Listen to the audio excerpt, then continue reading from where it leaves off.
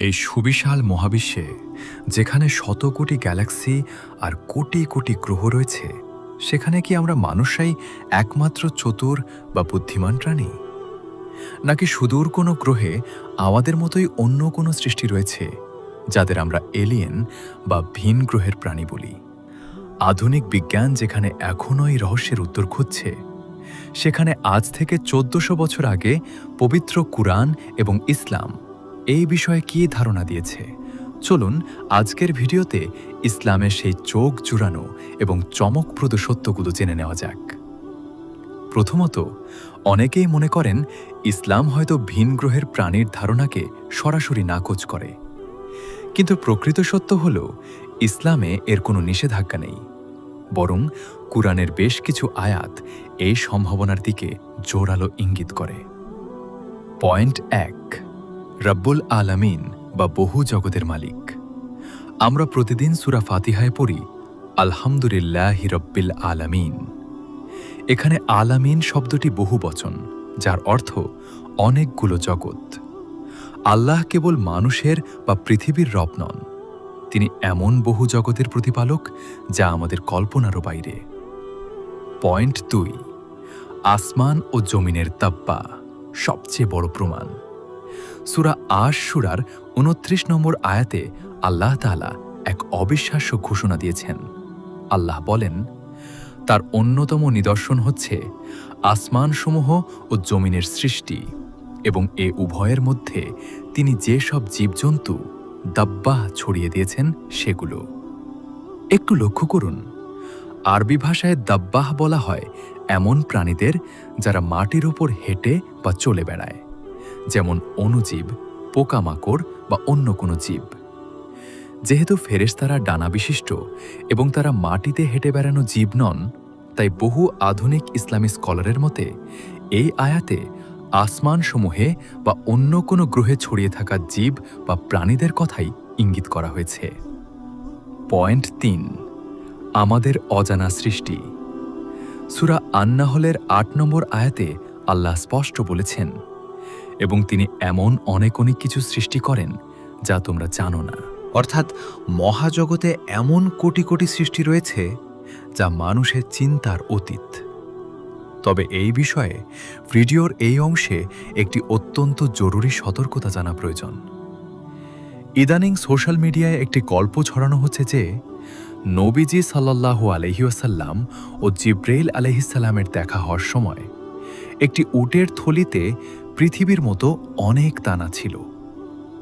মনে রাখবেন, নির্ভরযোগ্য কোনো হাদিস গ্রন্থে এমন কোনো ঘটনার অস্তিত্ব নেই। এটি সম্পূর্ণ বানোয়াট বা জাল গল্প। ইসলাম মহাজগৎ নিয়ে গবেষণার তাগিদ দেয়, কিন্তু রাসূলের নামে মিথ্যা বা মন গড়া গল্প ছড়ানো সম্পূর্ণ নিষেধ।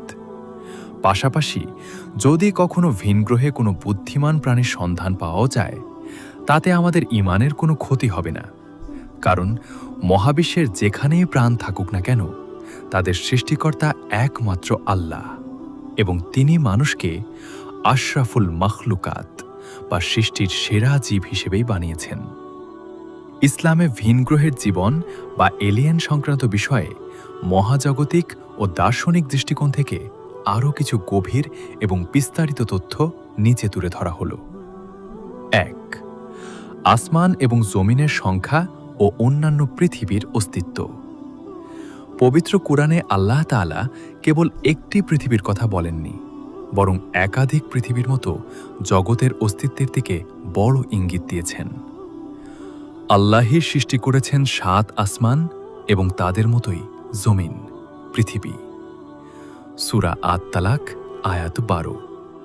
বিশিষ্ট সাহাবী ইবনে আব্বাস রাদিয়াল্লাহু আনহু এই আয়াতের তাফসির করতে গিয়ে সে যুগের মানুষদের বলেছিলেন, প্রতিটি জমিনেই বা জগতেই তোমাদের মতো সৃষ্টি রয়েছে, এমনকি সেখানে আমাদের আদম বা ইব্রাহিমের মতো প্রতিনিধিও থাকা সম্ভব। আধুনিক ইসলামী স্কলারদের মতে এই আয়াত এবং সাহাবীদের ব্যাখ্যা এটাই ইঙ্গিত করে যে মহাবিশ্বে পৃথিবীর মতো আরও অনেক গ্রহ রয়েছে যেখানে আল্লাহর সৃষ্টি বা জীব বসবাস করে। 2, মানবজাতির চেয়েও শ্রেষ্ঠ বা ভিন্ন সৃষ্টির ইঙ্গিত কুরআনে আল্লাহ তাআলা মানুষকে মর্যাদা দিয়েছেন, তবে তিনি এটিও স্পষ্ট করেছেন যে তার সৃষ্টি জগতে মানুষের চেয়েও উন্নত বা ভিন্ন বৈশিষ্ট্যের সৃষ্টি থাকতে পারে। আমি বনি আদমকে মর্যাদা দান করেছি এবং আমি যা সৃষ্টি করেছি তাদের অনেকের ওপর তাদের শ্রেষ্ঠত্ব দিয়েছি। সূরা আল ইসরা আয়াত ৭০। লক্ষণীয় বিষয় হল আয়াতে বলা হয়েছে অনেকের ওপর, মিম্মান খালাকনা, সবার ওপর বলা হয়নি। এর অর্থ দাঁড়ায় মহাবিশ্বে এমন কোনো বুদ্ধিমান বা উন্নত সৃষ্টি থাকতেই পারে যারা মানুষের চেয়েও ভিন্ন বা কোনো কোনো দিক থেকে আরও শক্তিশালী। ৩. কিয়ামতের দিন সবাইকে একত্রিত করার ঘোষণা।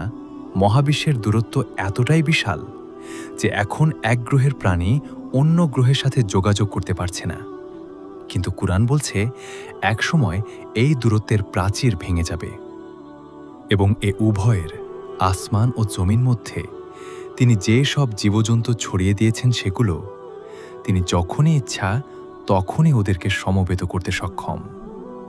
সূরা আশ সূরা আয়াত ২৯। অনেক আধুনিক মুফাসসিরের মতে এই সমবেত করার অর্থ হতে পারে কিয়ামতের মাঠে সব জগতের প্রাণীকে একসাথে করা, অথবা মানবজাতির ধ্বংসের পূর্বে বৈজ্ঞানিক কোনো যোগাযোগের মাধ্যমে ভিন গ্রহের প্রাণীদের সাথে মানুষের সাক্ষাৎ ঘটিয়ে দেওয়া। ইসলামী দৃষ্টিকোণ থেকে বিজ্ঞানের এলিয়েন তত্ত্বের মূল্যায়ন। তারা কি আমাদের চেয়ে বেশি আধুনিক হতে পারে? ইসলামী বিশ্বাস অনুযায়ী আল্লাহ যে কোনো জীবকে যে কোনো মাত্রার জ্ঞান ও প্রযুক্তিগত ক্ষমতা দিতে পারেন। যদি অন্য কোনো গ্রহে মানুষ বা জিন জাতির মতো স্বাধীন ইচ্ছাশক্তি, ফ্রি উইল সম্পন্ন কোনো বুদ্ধিমান জাতি থেকে থাকে, তবে তারা বিজ্ঞান ও প্রযুক্তিতে আমাদের চেয়ে উন্নত হওয়াটা ইসলামের নিয়মের বাইরে নয়। ইবাদতের বাধ্যবাধকতা। মহাবিশ্বের যেখানেই কোনো বুদ্ধিমান বা সচেতন জীব থাকবে, আল্লাহর নিয়ম অনুযায়ী তারা কোনো না কোনোভাবে তাদের সৃষ্টিকর্তার প্রশংসা বা ইবাদত করে। যেমন কুরআনে বলা হয়েছে, আসমান ও জমিনে যা কিছু আছে সবই আল্লাহর পবিত্রতা ঘোষণা করে। সূরা আল জুমুয়া আয়াত ১। ইসলাম মানুষকে সংকীর্ণ চিন্তাভাবনা থেকে বের হয়ে মহাবিশ্বকে নিয়ে গবেষণা করার তাগিদ দেয়। তাই অন্য গ্রহে প্রাণ বা ব্যাকটেরিয়া, উদ্ভিদ এবং বুদ্ধিমান কোনো প্রাণী থাকাটা সম্পূর্ণভাবে ইসলামের তাওহীদ এবং আল্লাহর অসীম সৃষ্টিশৈলীর সাথে সামঞ্জস্যপূর্ণ।